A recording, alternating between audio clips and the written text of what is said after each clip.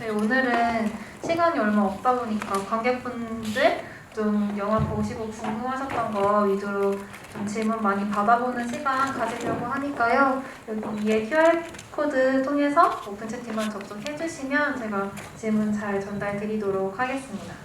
네. 네. 감독님, 우선 저희 오신 관객분들께 한마디 부탁드릴게요. 영화 개봉하신 소감이랑 오늘 이렇게 자리해주신 소감 먼저 부탁드립니다. 네, 안녕하세요. 로킹벨즘 만든 유태웅입니다. 네. 저는 사실 아직도 감독 호칭을 듣는 게 좀 어색해하고 좀 낯설어서 좀 이렇게 제가 스스로 그렇게 얘기하기가 항상 조금 쑥스럽네요. 감독이긴 하지만 그런데 너무나 개인적인 얘기에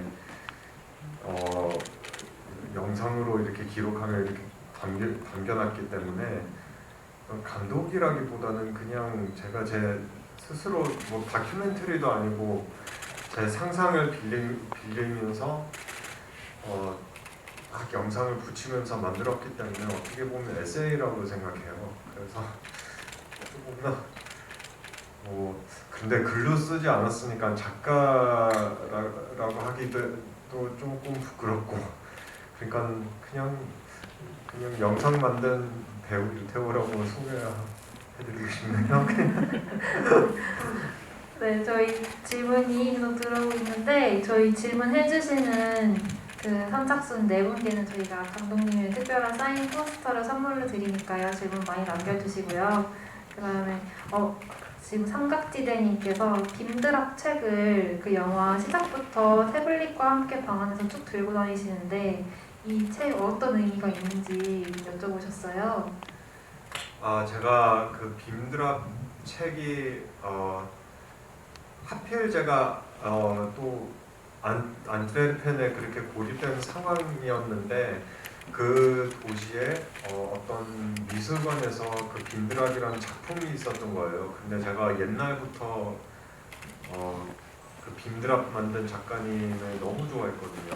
크리스 버던이라는 작가님인데 옛날 작품들도 너무 파워풀하면서 항상 죽음과 삶에 관한 얘기를 하는 그런 작가예요. 그런데 작가님의 그 설치한 미술관에 가서 보니까 그 라이브러리에 그 책이 있더라고요. 그것도 돌아가셔서 또 더 비싸게 팔 줄 알았는데 오히려 심지어 더 싸게 팔더라고요. 그래서 5유로 주고 산 책이거든요. 그런데 그게 너무 좋아서 이제 바로 그 책을 사놨고 계속 그 작품하는 동안에 그쪽 호텔에서 그냥 책을 보고 있었어요. 책을 보고 있었고 그리고 제가 쉬는 시간에 항상 뭔가 작업하거나 이렇게 하면 중간에 영상 보거나 뭐 다른 OTT 플랫폼을 보거나 아니면 심지어 글을 쓸 때 항상 제 태블릿 PC를 갖고 다니거든요. 그래서 태블릿 PC하고 그 책을 계속 그때 유난히 많이 들고 다녔었고 보고 있었던 것 같아요. 나중에 그게 너무 어떤 트라우마적인 경험이 생겼을 때 되게 뭔가 이렇게 습관이 버릇이 되듯이 이게 나한테 뭔가 현실감을 주고 이거 나한테 위로와 안도감을 주는 거니까 계속 그걸 어디 들고 다녀야 되는 그런 습관들이 있잖아요. 그러니까 그런 거였었던 것 같아요. 근데 마지막 장면이 빔드랍 그 위에서 네. 신태호가 걸어다니잖아요. 네. 그게 촬영을 어떻게 하세요? 거기 위에 사람들이 네. 올라가도 되는 거였나요? 원래는 잘 모르겠지만 제가 뮤지엄에서 이제 양해를 구해서 이런 걸 찍는다고 해서 뭐 어차피 많은 사람들이 타고 올라가서 찍어도 된다 이렇게 했는데 옛날 다큐를 보면요, 특별히 대학생 때 그게 70년도고 그때 이제 카운터컬처라고 그런 한참 고립된 아트계에 관한 개념을 깨치우고 새로운 개념을 만들려고 했었던 그런 시절에 크리스 벌든이 스컬처리스트로 이렇게 탄생한 거거든요. 근데 그때도 어떤 두 도구나 두 어떤 형태 안에서 사람이 내가 관객인데 내가 가서 그 안에서 액션을 취하면서 내가 이 작품 가지고 액션 취한 상태가 우리가 하나가 설치 미술이 된다. 우리가 하나가 스컬처가 된다라는 얘기도 했었어요. 그러니까 제가 알기로서는 이제 제 해석이지만 크리스 벌든의 모든 작품들이 사람들이 같이 좀 액티브하게 같이 이렇게 액션을 취하는 거를 되게 좋아했었던 분이에요. 그 관객들이 참여하는 걸로 자신만의 예술이 되는 네, 그렇죠. 그런 의도를 가지고 있으셨나 보네요. 네, 그 질문해주신 삼각지대님 포스터 먼저 드릴게요. 네, 그 다음에 이게 그 많은 분들이 궁금해하시는데 이분은 태호가 나라다라는 분이 질문을 해주셨는데 그 접시 위에 태호가 신태호가 먹게 운동 가기 전에 바나나와 토마토들을 두고 가잖아요. 네. 근데 그게 신태호가 먹는 장면이 아니라 그걸 사라지게끔 표현을 하셨어요. 네. 그래서 그걸 통해서 어떤 것을 표현하고 싶었는지 그 장면 의도가 뭔지 좀 궁금하고. 이제 원래는 그 장면이 그 오디션 영상 전에다가 넣으려고 했었거든요. 의도가. 그런데 그 장면을 전에 넣어버리면 너무 길어진 거예요. 첫 부분이. 그 두 번째 태호가 등장할 때까지. 왜냐면 그거 넣으면 운동하는 것도 보여줘야 되고 운동하는 거 보여주면 빨래하는 것도 보여줘야 되고 그리고 그것도 보여주면 그 다음에 장 보는 것도 보여줘야 되고 그리고 나서 이제 오디션을 보여주고 그 이후에 이제 요리하는 거를 보여줄 수 있었거든요. 그런데 그렇게 하면 너무 늘어지니까 미리 이제 오디션본을 넣었는데 살짝 그 신미성 그러니까 뭔가 맴돌고 만약에 그 구조로 했었다면 누가 있는데 보이지 않는 뭔가 이렇게 맴돌고 있는 신 같은 존재 귀신까지는 아니지만 뭔가 어떤 존재감이 이렇게 맴돌고 있다라는 것을 보여드리고 싶었는데 일일이 먹는 모습을 안 보여준 이유는 일일이 먹는 모습을 보여주면 거기에 관한 신비성이 떨어져서 그랬었던 거예요. 네. 그래서 이걸 이렇게 사라지는 역방향 네, 식으로 연출을 그렇게 하시는군요. 그리고 보기에도 신기하잖아요. 맞아요. 듣기에도 너무 신기하고 신기했어요. 그 소리를 뒤감아버리는 느낌들이 항상 되게 저한테 신비로움을 표현했었던 그 미스터리를 표현했었던 방식 중에 하나였었던 것 같아요. 근데 왜 하필 과일이었을까요? 그때 그거밖에 없었거든요. 네. 그래서 네. 그때 장보기 보기 전이었었기 때문에 저는 진짜 있는 걸로 다 그냥 찍었었던 거예요. 근데 그런 질문도 있으셨어요. 이게 그 감독님 갑자기 그때 라임도 같이 지우셨는데 네. 라임을 왜 주지 않았냐 이런 질문도 있으셨거든요. 먹으면 쉬잖아요. 그래서 오늘 태호를 위한 배려가 가득하셨군요. 네. 네, 태호가 날아다님 어디 계신가요? 저희 질문 두 분이 같이 질문해주신 분. 네. 그 다음 질문은 이게 은영님이 질문해주셨는데 이 노래 감독님 맨 마지막에 엔딩 크레딧 노래에서 네. 젊음을 잃어버린 것 같아라는 네. 얘기가 나오는데 네. 감독님께 젊음은 무엇이라고 생각하시나요? 저는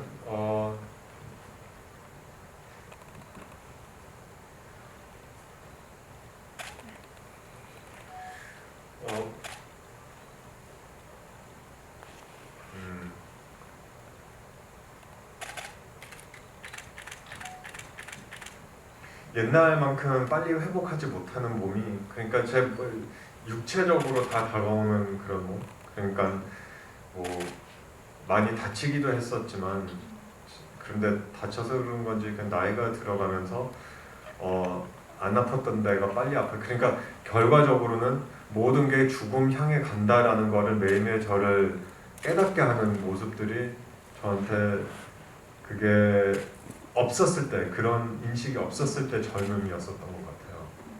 예, 그러니까 뭐라고 해야 되지? 전혀 그건 것 같아요. 뭐 젊은 그런 죽음에 관한 인식 없이 사는 게 젊은 것 같은데 그냥 코로나 상황 때문에 저한테는 슬슬 그거를 계속 좀 인지하기 시작하면서 좀 젊음이 그래서 좀 사라져버린 것 같다는 느낌이 드시나요? 사실은 노래 안에는 그 이제 노래를 넣어버렸던 이유가 제가 이 영화 외에 그냥 만든 곡이거든요. 그런데 그거는 그냥 제 개인적인 얘기를 담아서 작년 10월달에 그냥 만들어버린 곡이에요. 하필 그때 이제 편집하면서 우리하고 재훈이가 그 음악을 듣고 이렇게 넣어야 된다 저렇게 넣어야 된다 하고 뭐 나중에 뭐 M9에서 이사님도 이렇게 넣으면 좋겠다라는 제안을 주면서 그럼 크레딧에다가 넣어야 되겠다. 그게 솔직하지. 왜냐면 제가 찍었던 이 영화가 그 2년 안에 제가 만든 이 곡이 그 1년 동안 영화를 찍었던 시기에 걸쳐서 만든 곡인데 별도였었어요. 사실. 아예 그냥 네, 별도로. 네, 별도로. 그런데 뭐 잘 맞아 떨어진 것 같아요. 네.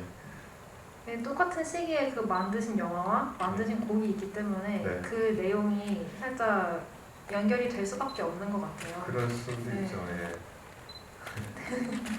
은영님 어디 계신가요?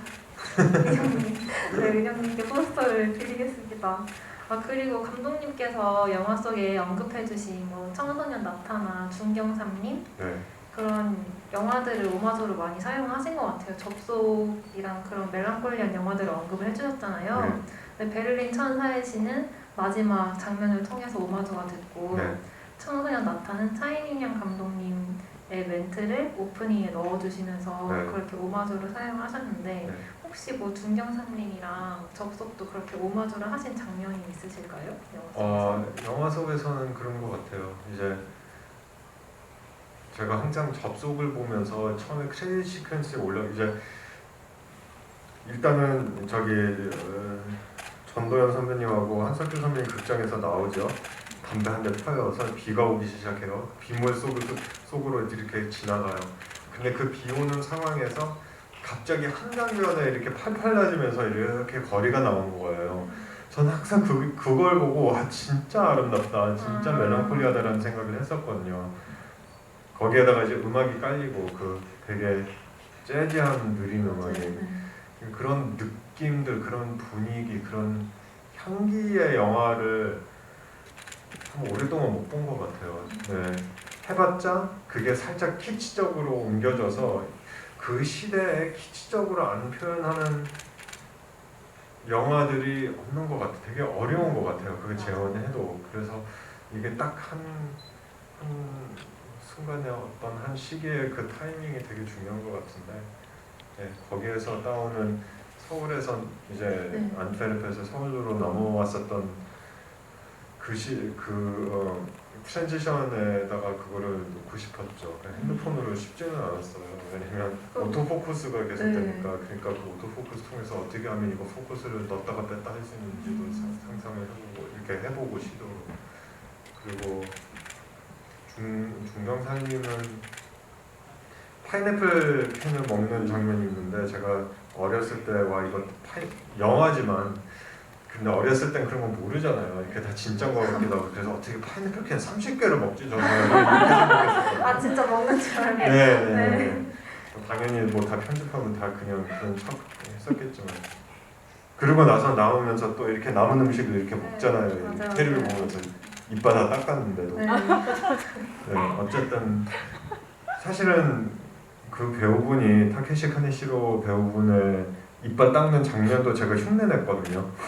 저 그 세상에 이렇게 하고 이렇게 여기 거품 있는 거 이렇게 하는데 누가 그래요? 그게 너무나 연기적인 그런 의도적인 연기인데 제가 그렇게 해서 그렇게 했는데 나중에 편집해서 넣어버리니까 이게 너무 이상하더라고요.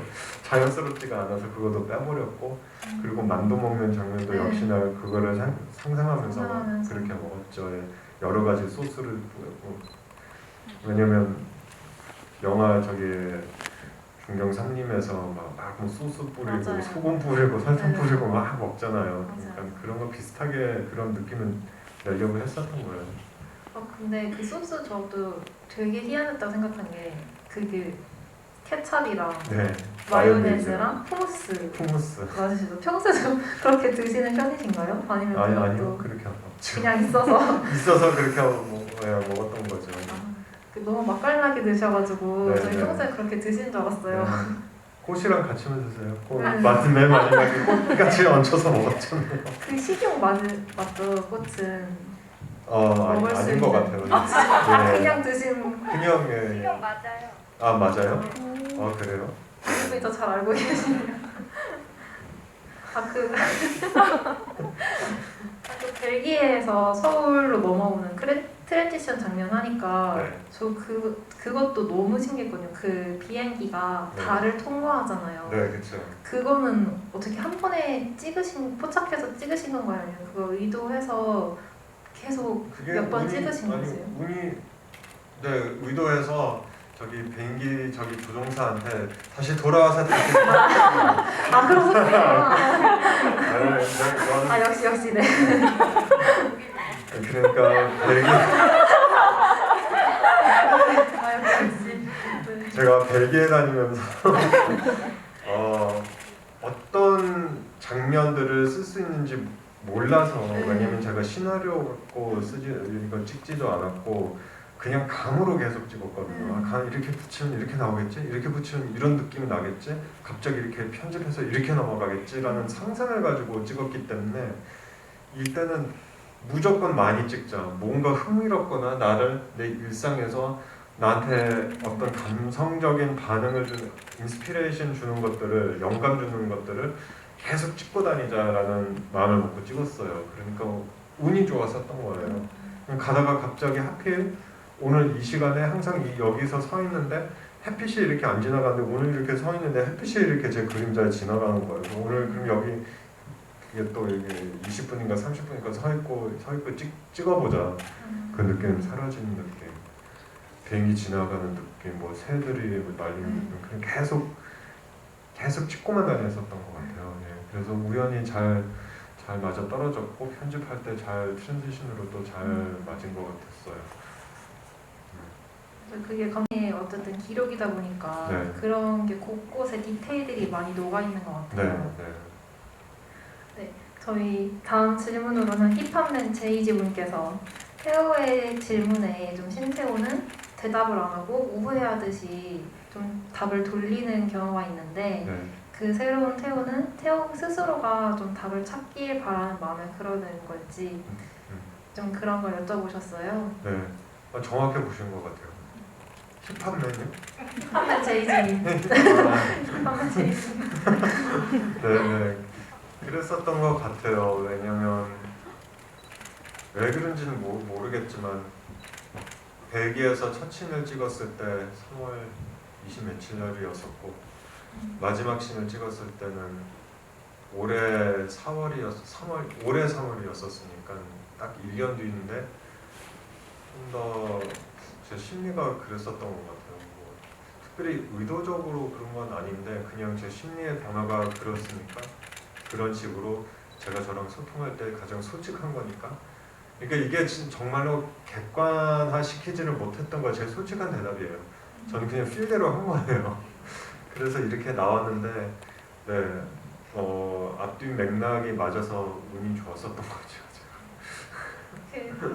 좀 비슷한 맥락의 질문일 수 있는데 그래서 마지막에 태호가 거울을 보고 우리 모두 괜찮아지겠지라고 하는데 네. 신태호 대답을 안 해주잖아요. 그렇죠. 그래서 좀 저희는 그거 보면서 대답 좀 해주지 괜찮다고 대답 좀 해주지 왜 안 해줄까 이런 네. 생각도 들었는데 그거는 왜 대답을 안 해주신 걸까요?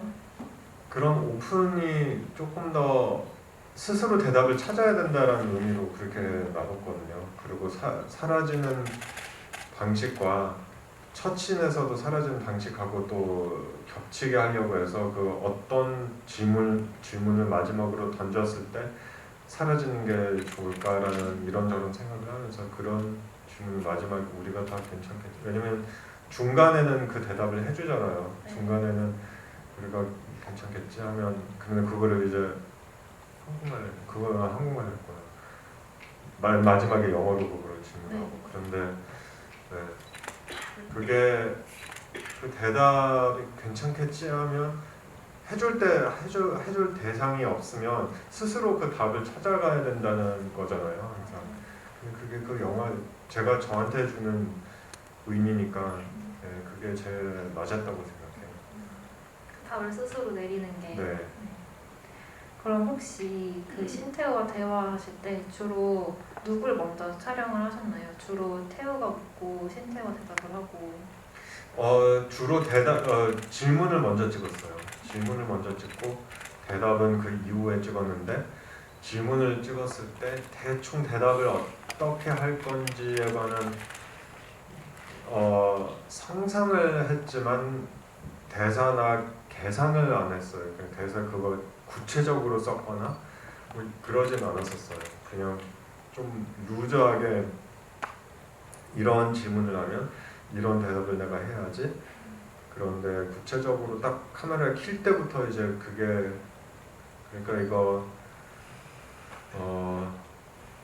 모먼트 오브 매직을 캡처하려고 했었던 거죠. 어떻게 보면 그거를 너무 연습하고 너무 그렇게 하면 또 진짜 좁아붙는 연기가 나오니까 그러기 싫어서 그럼 자연스러운 연결을 제일 위해서? 자연스럽게 하려고 했었던 거죠.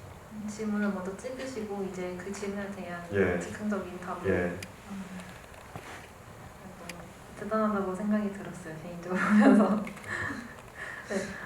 그리고 그 다음 질문으로는 개인적으로 그 감독님의 예술적 영감이 많이 들어간 작품이라고 생각이 드는데 혹시 영화를 보고 관련해서 그 영감을 이해할 만한 작품을 추천해 주신다면 어떤 거랑 이 영화를 보고 그 감독님이 개인적으로 받은 영감을 좀 같이 이해할 만한 작품이 있다면 뭐가 있을까요? 제가 실은 에세이형 영화가 되겠다라는 생각을 애초부터 했었기 때문에 에세이 형태의 영화들을 많이 찾아봤거든요. 그런데 그러려면 이제 다큐멘터리 영화 역사로 막 이렇게 돌아가야 되고 진짜 막 진짜 재미없는 영화들이 많은데 저도 막 찾다가 진짜 재미없는 영상들을 많이 봤는데 그 중에서 그래도 제일 적합하게 잘 맞는 영화가 오르슨 웰즈 감독님의 거짓말 F라는 영화가 있어요. F for Fake, 이제 영어로는 F for Fake라는 영화인데 그 영화 되게 흥미로워요. 뭐가 진짜고 뭐가 가짜인지 하나도 모르겠어요, 진짜. 그런데 다큐멘터리는 맞는데 뭐가 너무 재밌어요, 영화가. 그 레이어가 시작은 다큐멘터리로 시작하는데 연극이 시작하듯이 올슨 웰스 직접 감독님이 나와서 막 내레이션을 해요. 그 카메라를 보면서. 그런데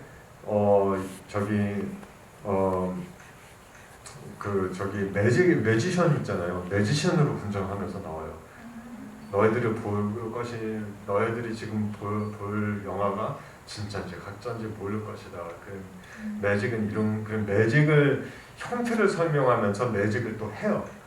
그래서 이 영화 속에서 여기 눈이 일로 갔지 여기서 숨기는 동안에 그 영화는 이런 거다 하면서 자기 영화를 보여주는 거예요. 그러니까 그 레아들이 어마어마하더라고요. 거기서 진짜 많은 영감을 받았었던 것 같아요. 근데 그 영화 내용이 더 재밌는 거는 아트계에서 60년도, 70년도, 80년도에 페이크 그러니까 가짜 피카소 그렸던 사람이에요. 그 가짜 피카소가 진짜 피카소라고 이제 사기치고 그 사기치면서 사기꾼을 많이 얘기해요 또 하필.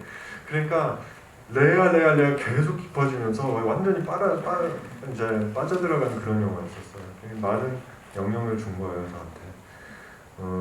그리고 또 베르나 헤르족 감독님의 통합적으로 모든 헤르족 감독님의 작품들이 다 비슷한 느낌들이 있거든요. 왜냐하면 극영화를 다큐멘터리 찍듯이 찍고 다큐멘터리 영화를 진짜 자기 멋대로 자기 상상대로 막 사람들한테 뭐 시키면서 너레이션을 또 하는데 그 너레이션이 진짜인지 가짜인지 알 수가 없어요. 근데 자기가 편집하는 맥락에서 자기 필터, 자기 색안경 쓰고 이 세상을 바라보는 것을 그냥 관객들한테 그렇게 그냥 이렇게 뭐라고 해야 돼?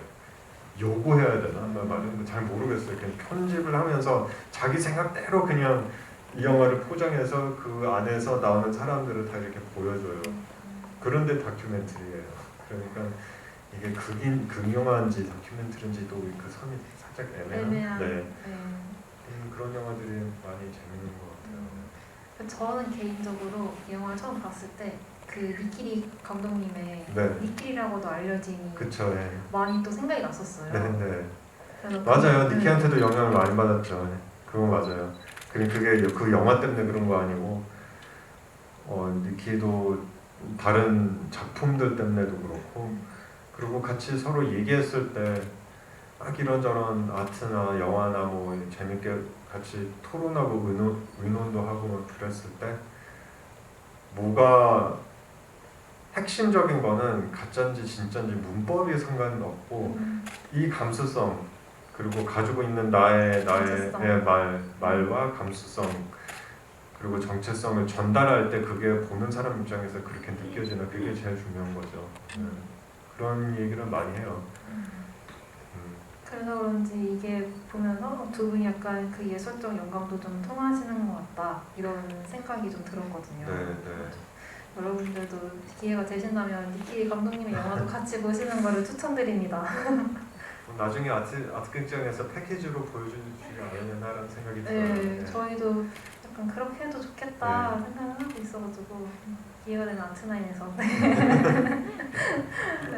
저희 또 어느새 시간이 그렇게 많이 남지 않아가지고 감독님 오늘 지금 질문들 너무 많이 남겨주고 계시는데 아쉽네요. 네, 감독님 마지막으로 관객분들이 이 영화를 통해서 어떤 메시지를 좀 얻어가셨으면 좋겠는지 마무리로 한 말씀 부탁드립니다. 네, 여러 무대 인사 때도 자주 하는 말인데 사실 제가 참 메시지를 얘기하기가 좀 쑥스러워요. 왜냐면 제가 저를 해소시키려고 하고 제가 저를 스스로 위로하려고 했었던 영상물이라서 너무나 개인적인 얘기에서 객관성을 어떻게 잊게 된 것 같아요. 그런데 보시는 분들이 다 내가 나랑 얘기하면서 그런 모습들이 되게 짠하고 나를 생각하게 된다라는 얘기를 자주 하더라고요.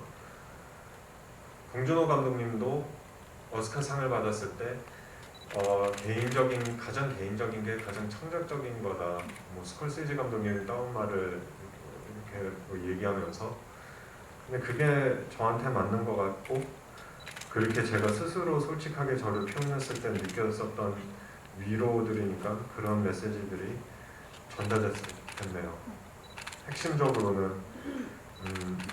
혼자서 있을 때 자기 스스로한테 기대고 자기 스스로한테 의지하고 성실하게 극복해낼 수 있는 상황들이 항상 생긴다고 생각을 해요. 그걸 그냥 자기한테 정말 진솔하게 자기한테 기대요. 그게 저도 쉽지는 않았었거든요. 왜냐면 자기 자신한테 제일 솔직한 게 제일 어려운 것 같거든요. 네. 여기까지 할게요. 네, 오늘 와주신 모든 분들 너무 감사드리고 상담도 아니고 너무 죄송합니다. 아니, 이 영화가 사실 감독님의 가장 솔직한 모습을 표현한 영화니까 네. 그렇습니다. 네, 여러분. 네, 저희 오늘 와주셔서 너무 감사드리고 감독님 이제 마지막 끝인사로 저희는 가보도록 하겠습니다. 네.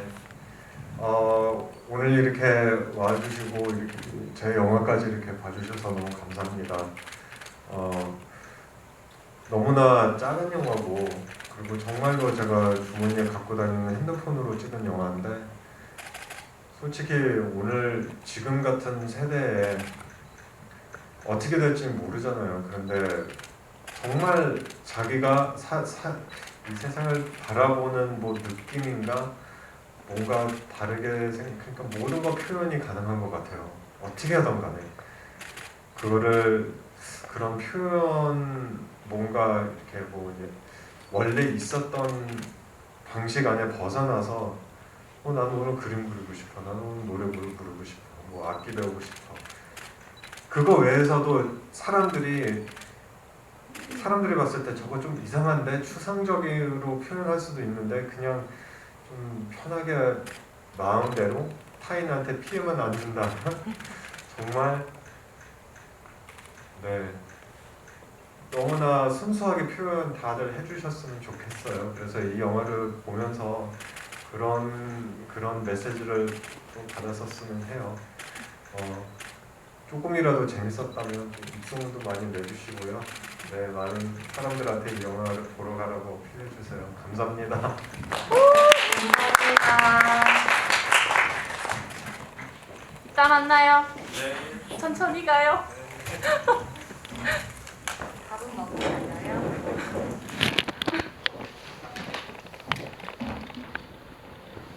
안녕.